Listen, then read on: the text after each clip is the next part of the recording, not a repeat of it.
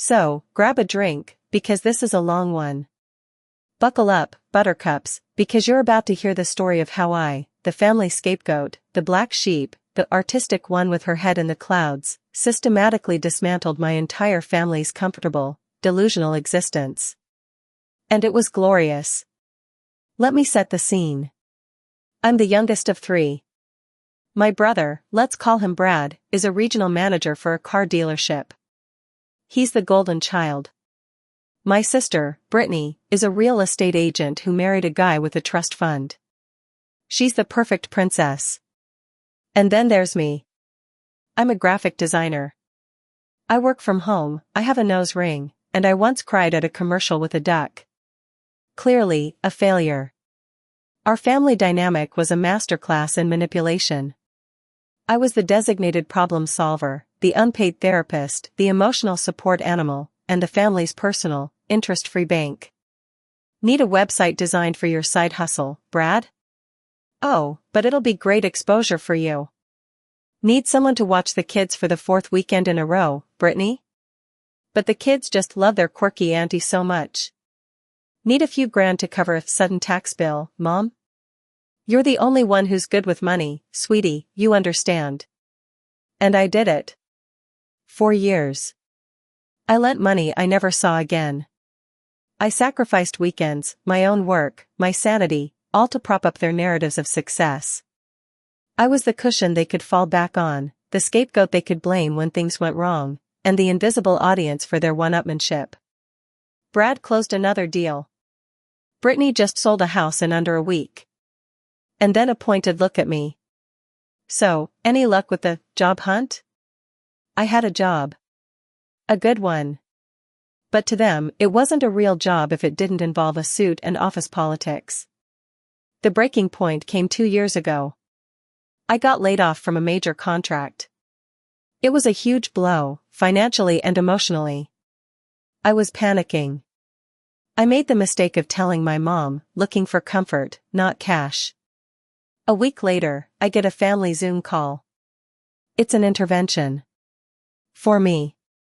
Because I was struggling. Brad, in his infinite wisdom, had a solution. He and Brittany had pooled some resources to help me. They were going to invest in me. The offer?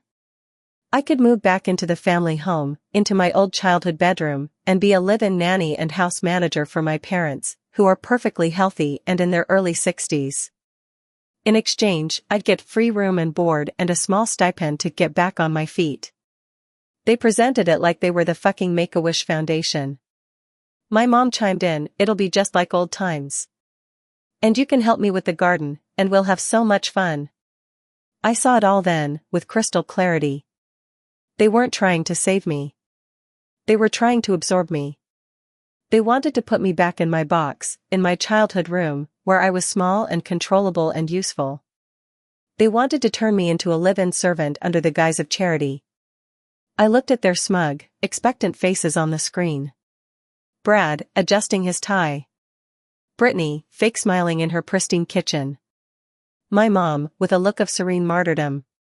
And my dad, just nodding along, a silent, absent participant in his own life. And I just snapped. But not outwardly. It was a quiet, cold, internal snap. The kind where all the noise in your head just stops, and you see the world in high definition. A smile spread across my face. A real one. You know what? I said, my voice dripping with fake gratitude. That is so generous. You're right. I think I need that. Give me a week to wrap things up here. The relief on their faces was palpable. They thought they'd won. Oh, they had no idea. That week was the most productive of my life. First, I called my landlord and broke my lease. Then, I started digging. I knew where all the bodies were buried, you see. Being the invisible, forgettable one has its perks. People talk around you. They forget you have ears. For years, I had been a passive repository of their secrets. Brad, the golden boy with the perfect family and the 6-figure salary? I had a dozen screenshots from a mutual friend showing his profile on a dating app for people seeking discretion. His late nights at the dealership were a lot more interesting than he let on. Brittany, the real estate mogul with the perfect marriage? Her husband's trust fund was the only thing keeping their house of cards from collapsing. I knew, from an incriminating text she accidentally sent me, that she was secretly in massive credit card debt from funding her influencer lifestyle. She was also, conveniently, forgetting to report a significant portion of her cash commissions to the IRS. I had a paper trail. My mom and dad? They weren't struggling. I got a peek at some bank statements my mom had left out once. They had a healthy nest egg and a paid-off house. The sudden tax bills and car repairs were just ways to siphon money from me for vacations and renovations. They saw me as a supplemental income stream. I packed up my apartment. I didn't move into their house. I moved into a short-term rental in a neighboring town. I told them I was just staying with a friend for a few days to clear my head before the big move. Then, I got to work. The first domino to fall was Brad. I created a fake profile using a photo of a stunning redhead. I matched with him, flirted mercilessly for a few days, and then suggested we meet up at a specific hotel downtown. He took the bait. I sent a simple, anonymous email to his wife with the date, time, and location, along with a screenshot of his profile. Thought you should know. For the kids. I watched from a coffee shop across the street as she arrived, saw him, and all hell broke loose in the parking lot. It was a beautiful, sunny, slow-motion car crash of infidelity. Next was Brittany. That one was more fun. I sent an anonymous, detailed tip to the IRS. I laid it all out, the unreported cash, the pattern of deposits, even a few property addresses where she'd fudged the numbers. I made sure to mention the trust fund and the lavish lifestyle not supported by declared income. It was a masterpiece of bureaucratic malice. The investigation is still ongoing, but I hear they've already frozen some assets. Her husband's family is furious. The perfect marriage is now a business liability. While those implosions were happening, I was my mother's best friend. I called her every day, full of sympathy. "Oh, Mom, I can't believe Brad would do that to his family. Gosh, Brittany is going through so much, it's just a misunderstanding, I'm sure." I was the supportive, dependable daughter, proving how much they needed me. I even convinced her to let me help them set up a family shared calendar on my old iPad so I could better coordinate helping out. She handed it right over. The iPad was the key. It was synced to my iCloud. I had access to all their emails, their photos, everything. And that's where I found the family group chat. It was a private chat between Brad, Brittany, and my parents. It was a goldmine of vitriol. They called me a leech, a loser, a perpetual child. They laughed about the loan they were giving me, calling it the loser tax. They planned my life for me, deciding I should never have access to the main bank accounts, just a prepaid card for groceries.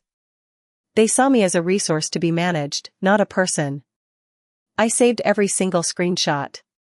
A few weeks later, at a big family gathering, which I attended, playing the part of the grateful, slightly hapless daughter, I made my move. It was during dessert. I stood up, clinked my glass, and put on my brightest, most nervous smile. I just wanted to say a few words, I began, my voice trembling on cue. These last few weeks have been so hard. Losing my job, feeling lost.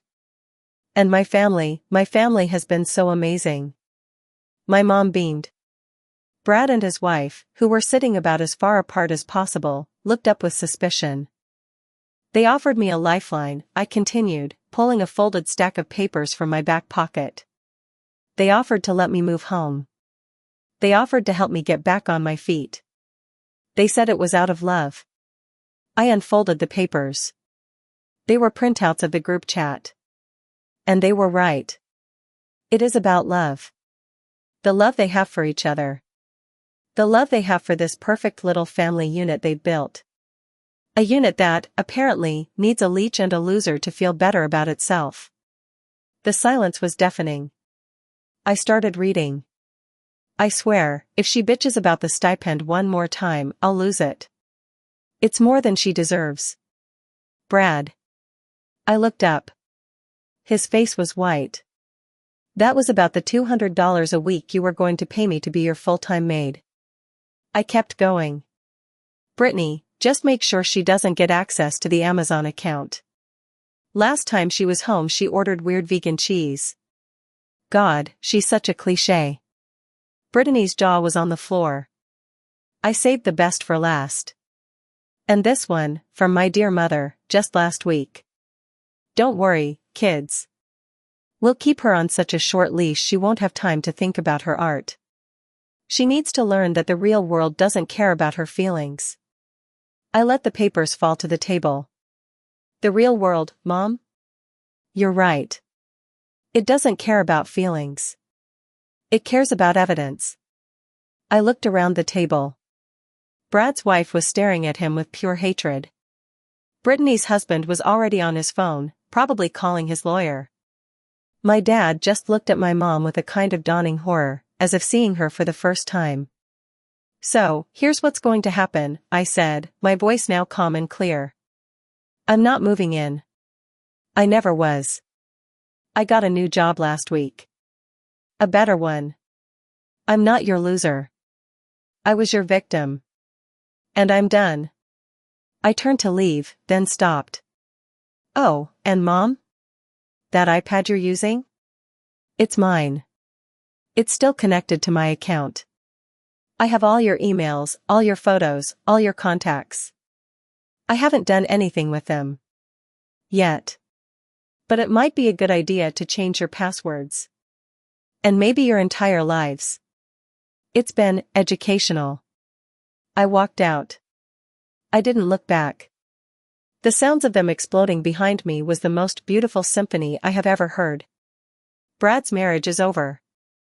His wife got the house, the kids, and is taking him to the cleaners. He got demoted after the dealership caught wind of the scandal. Brittany is drowning in IRS paperwork and her husband's family has basically excommunicated her. My parents? They're alone in their big, paid-off house. Their golden children are radioactive, and their scapegoat is gone. My mom calls me every day. I don't answer. I just smile and let it ring. I'm not the black sheep anymore. I'm the one who burned the whole damn farm down. And let me tell you, the view from the ashes is spectacular.